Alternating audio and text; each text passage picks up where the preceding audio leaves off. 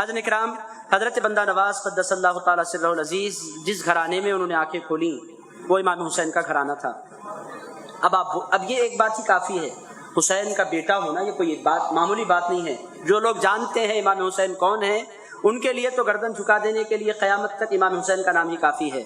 امام حسین ایک بہت بڑی ذات کا نام ہے، ان کا فیض۔ تو حضرت گیسو دراز بندہ نواز نے اپنی آنکھیں کھولی تو حسینی گھرانے میں انہوں نے آنکھیں کھولی۔ امام حسین کا فیض ان کی رگوں میں تھا، اور اب یقینی طور پر جب امام حسین کا گھرانہ ملا تو اس کی برکتیں انسان کو حاصل ہو جایا کرتی ہیں۔ تو حضرت امام حسین کے گھرانے میں انہوں نے آنکھیں کھولی۔ بچپنا حضرت بندہ نواز کا کہاں گزرا؟ دلی میں گزرا۔ بچپنے کا عالم کیا تھا؟ خود بندہ نواز ارشاد فرماتے ہیں 7 سال کی عمر سے میں نے اپنی پوری زندگی میں کبھی ایک مرتبہ بھی روزہ نہیں چھوڑا، پوری زندگی میں۔ اور پھر ارشاد فرماتے ہیں میں نے اپنی پوری زندگی میں ایک مرتبہ بھی کسی فرض نماز کو قضا نہیں کیا۔ آپ اس بات کو اگر لیں گے، لائٹ لیں گے تو یہ بات آسان نظر آئے گی۔ اگر آپ غور فرمائیں گے ایک نماز بھی میں نے اپنی زندگی میں قضا نہیں کی، یہ حضرت بندہ نواز گیسو دراز فرماتے ہیں۔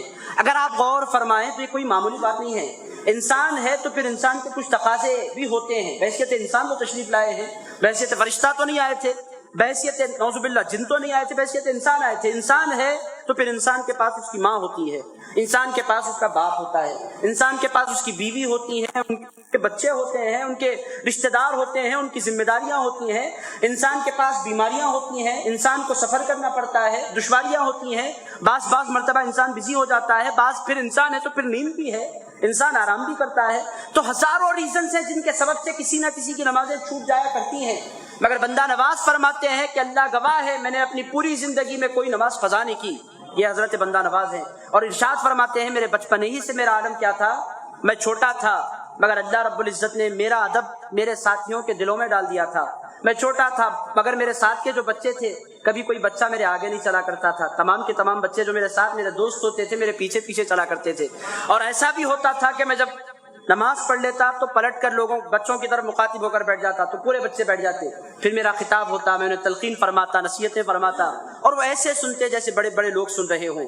اور میں اگر آپ کو بولوں، بڑھ کر میں اگر آپ کو بولوں، وہ بچے جو تھے وہ عام بچے نہیں تھے، ورنہ اگر عام بچے ہوتے تو یہ خصلتیں عام بچوں کی نہیں ہوتی۔ بچے تو ریسلنگ چاہتے ہیں، گن چلانا چاہتے ہیں، لڑنا چاہتے ہیں، فائٹ چاہتے ہیں، بچوں کی طبیعت، بچیاں گڑیاں چاہتی ہیں، کھانا پکانا، یہ کھیل ان کے ہوتے ہیں، کپڑے سینا یہ ان کے کھیل، بچے لڑنا جھگڑنا مارنا پیٹنا یہ بچوں کے شوق ہوتے ہیں۔ مگر وہ بچے حضرت بندہ نواز کی خدمت میں بیٹھنے والے بچے، بڑے باادب بچے، ڈسپلن کے ساتھ وہ بیٹھا کرتے تھے۔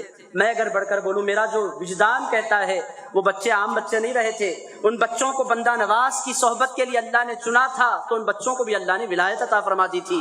حاضرین کرام، نہ صرف بندہ نواز ولی تھے، ان کی خدمت میں بیٹھنے والے وہ بچے بھی بڑے خوش نصیب تھے۔ حضرت بندہ نواز جس گھرانے میں بندہ نواز نے آنکھیں کھولی، حضرت نظام الدین اولیاء محبوب الہی کے نام کی وہاں دھوم تھی، بہت دھوم تھی ان کے نام کی۔ اور محبوب الہی کی ذات آج بھی آپ اگر جائیں، اگر واقعی دل زندہ ہے، دل مردہ اگر ہو گیا ہے تو پھر چاند بھی 2 ٹکڑے ہو تو انسان کہے گا یہ it's happen sometimes, it's okay, یہی بولے گا انسان، یہ کبھی کبھی ہو جاتا ہے، اٹس این انسیڈنٹ، یہ ایک واقعہ، یہ ایک اتفاقی واقعہ ہے کہ حادثہ ہے۔ اگر حضرت کرام اگر دل زندہ ہو تو پھر یہ ساری چیزیں۔ حضرت نظام الدین اولیاء محبوب الہی علیہ الرحمہ کا جو آستانہ ہے، ان کی ذات جو محبوب تھی وہ تو تھی ہی۔ اگر آپ دیکھنا چاہتے ہیں محبوب الہی کون ہے، آج دلی جائیے، قاضی اسد ثنائی صاحب یہاں تشریف فرما، ان سے پوچھیے آپ کیسا آستانہ ہے حضرت محبوب الہی علیہ رحمت الرضوان کا۔ آج بھی آپ جائیں تو در و دیوار پر آپ کو محبت کے آثار نظر آتے ہیں، پورے در و دیوار پر ایک کیفیت سی آپ کو نظر آتی ہے، کیف و سرور چھایا ہوا ہوتا ہے انسان پر جب حضرت محبوب الہی کی۔ تو حضرت بندہ نواز کے جو والد ماجد تھے حضرت سیدنا یوسف حسینی علیہ الرحمہ، وہ حضرت نظام الدین اولیاء محبوب الہی کے مرید تھے، تو بچپنے ہی سے اولیاء اللہ کا ذکر ان کے گھروں میں جاری تھا۔ میرے دوستو، آج کل کے ماحول کیا ہو گیا ہے، بچوں کو نہ اولیاء اللہ کی باتیں سننے کا موقع ملتا ہے، نہ پیغمبروں کی باتیں سننے کا موقع ملتا ہے، نہ اہل بیت کی باتیں ہم سناتے ہیں۔ بچپنے سے بچے کے ہاتھ میں ہم سیل فون تھما دیتے ہیں، وہ بچپنے سے گیم کھیلنا سیکھتا ہے، اور پھر اس کے ساتھ ساتھ تھوڑا بڑا ہوتا ہے تو جونی یس پپا ایٹنگ شوگر نو پپا، یہ چل رہا ہوتا ہے، شوگر کھانا ہے نہیں کھانا ہے، اس پر بچے کے ذہن میں باتیں ڈالی جاتی ہیں، ٹوئنکل ٹوئنکل لٹل اسٹار، اور نہ جانے کیا کیا نظمیں پڑھی جاتی ہیں، جل میں تھوڑا پانی تھا، پانی میں جگ میں پانی تھا، نہ جانے کیا کیا تھا۔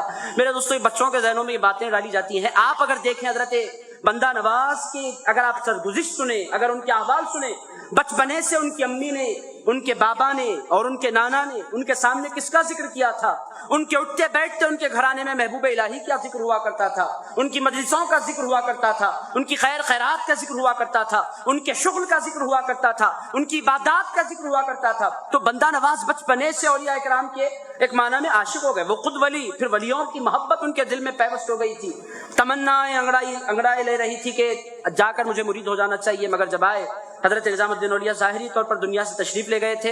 हजरत नसीरुद्दीन चिराग दहलवी उनके मकाम पर तशरीफ फरमा थे। हजरत बंदा नवाज गेसू दराज उनकी खिदमत में हाजिर हुए। 16 साल की उम्र मुबारक थी। बंदा नवाज जब हाजिर खिदमत हुए और जाकर मुरीद होने का इजहार किया, हजरत नसीरुद्दीन चिराग दहलवी ने हाथ बढ़ाया, उन्हें मुरीद बना लिया।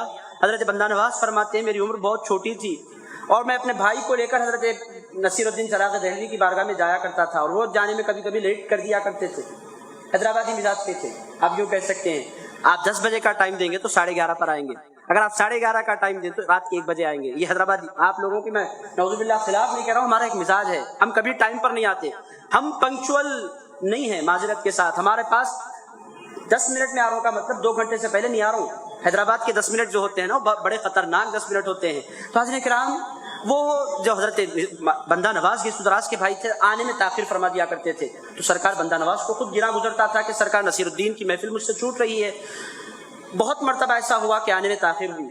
हजरत नसीरुद्दीन चिराग दहली अलैहि रहमान ने इरशाद फरमाया, ए मोहम्मद अल हुसैनी, तुम अगर आने में ताखिर करते हो तो मेरा दिल किसी में नहीं लगा करता। ये बचपना था हजरत निजामुद्दीन, हजरत बंदा नवाज गेसू दराज का। बचपने ही से विलायतों के आसार उन पर नमूदार होने लगे थे। और उनकी तरबियत कैसी हुई थी आप जरा सुने। आज के पीरों को देखें, फिर उन पीरों को देखें और ये भी डिसाइड कर ले कि वाकई पीर है कौन।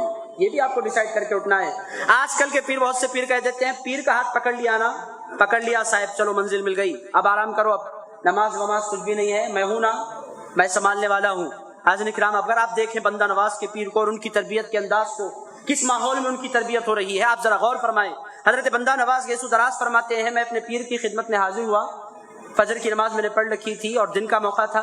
हजरत नसीरुद्दीन चिराग दहलवी ने फरमाया, ए मोहम्मद अल हुसैनी, फजर के बाद तुम्हारा वजू इशराक तक रहता है? कहने लगे सरकार आपकी दुआ से रहता है। फरमाया कितना अच्छा होगा अगर तुम फजर के साथ कुछ देर मुसल्ले पर बैठ जाओ, इशराक भी पढ़ लिया करो। बहुत अच्छी बात है हुजूर, जरूर पढ़ लिया करूंगा। इशराक पढ़ने लगे। उसके बाद फिर कुछ दिन गुजरे, एक साथ पूरा बटन नहीं दिया, थोड़ा सा पहले इशराक पर लगाया। उसके बाद इरशाद फरमाया, फिर कुछ दिन गुजरे, इरशाद फरमाया, ए मोहम्मद अल हुसैनी, ए गेसू दराज, कितना अच्छा होता कि अगर तुम चंद रकअतें चाश्त की भी पढ़ लेते। कहने लगे सरकार कब पढ़ूं? फरमाया इशराक के साथ पढ़ लो, बाद में टाइम बदल लेंगे, पहले इशराक के बाद थोड़ा गैप दो, फिर चाश्त पढ़ लो। चाश्त पूरे जिस्मानी आज़ा का एक माना में तहफ़्फ़ुज़ का बहुत बड़ा जरिया बनता है, जिनकी बरकतों का दरवाजा चाश्त की नमाज है। चाश्त भी पढ़ लो, कितना अच्छा होता। फरमाते मैं चाश्त पढ़ने लग गया। उसके बाद कुछ और दिन गुजरे, इरशाद फरमाया, ए गेसू दराज, तुम अव्वाबीन पढ़ते हो? कहने लगे सरकार नहीं। इरशाद फरमाया कितना अच्छा होता अगर तुम मगरिब की सुन्नत व नफल के बाद अव्वाबीन का भी एहतमाम कर लो। कहने लगे सरकार अगर आप फरमाए तो मैं पढ़ने लग जाऊंगा। अव्वाबीन के भी पाबंद हो गए। उसके बाद चंद दिन गुजरे, फरमाया तुम रोजे कितने दिन के रहते हो? कहने लगे सरकार रमजान का पूरा महीना तो रहता हूँ आम मुसलमानों के साथ, मगर उसके साथ साथ रजब का भी पूरा महीना रहता हूँ और फिर शाबान के 9 दिन भी रोजे से मैं रहा करता हूँ। इरशाद फरमाया 9 में 21 और ऐड कर लो तो पूरे 3 महीने बन जाएंगे, कितना अच्छा होगा अगर ऐसा हो। कहने लगे बिल्कुल रह जाऊंगा, उसमें क्या है। वो 3 महीने रोजों पर लगा दिया। 1-2 साल गुजरे। उसके बाद इरशाद फरमाया हमारे बुजुर्गों का तरीका ये है कि वो पाबंदी से रोजाना रोजा रहा करते हैं, अगर तुम रोजा पाबंदी से रख लो तो इससे अच्छा क्या हो सकता है। हजरत बंदा नवाज गेसू दराज ने फरमाया सरकार अगर आप फरमाते हैं तो बिल्कुल रोजा रख लेता हूँ। तो आप देखेंगे तहज्जुद तो पहले से पढ़ते थे, इशराक पढ़ाई, चाश पढ़ाई, अव्वाबीन पढ़ाया। अब आप मुझे बताएं वो अल्लाह वाले जिनको बचपने से विलायतें मिली, जिनको गरीब नवाज का जानशीन मुंतखब किया जाना है, जो पूरे दक्कन के सुल्तान बनाए जाने वाले हैं, जो गेसू दराज हैं, बंदा नवाज हैं, बुलंद परवाज हैं, शाहबाज हैं, जिनकी शानें तमाम दक्कन में मुमताज मानी जाती हैं, एक ऐसा वली पूरे दक्कन में नहीं है जिसने हजरत बंदा नवाज की विलायत से इख्तिलाफ किया हो या कहा हो कि वो वली नहीं है। ऐसा कोई भी आपको नजर नहीं आता। और औरंगजेब आलमगीर अली रहमत जब हजरत बंदा नवाज गेसू दराज की बारगाह में पहुंचे, उन्होंने तो कहा नीस काबा दर दक्कन जुस दर गए गेसू दराज, बादशाह दीन और दुनिया ताबत बंदा नवाज। इरशाद फरमाते हैं अगर अकीदतों का कोई काबा है तो बंदा नवाज की बारगाह के अलावा नहीं हो सकता। उसके बाद इरशाद फरमाते हैं लोगों کسی کو کسی علاقے کی بادشاہت ملتی ہے، منسٹری ملتی ہے، پوزیشن وہ لیتا ہے، مقام پر وہ فائز ہوتا ہے، کسی کی حکومت چلتی ہے، منسٹر بنتا ہے، ایم ایل اے بنتا ہے، ایم پی 5 سال 10 سال 15 سال ختم۔ اگر اسے لوگ نہیں ہرا رہے ہیں، دنیا ہرا دے گی، اس کے اعضا و جوارے ہرا دے گی، موت اس کو ہرا دے گی، کوئی ہمیشہ کے لیے نہیں رہتا۔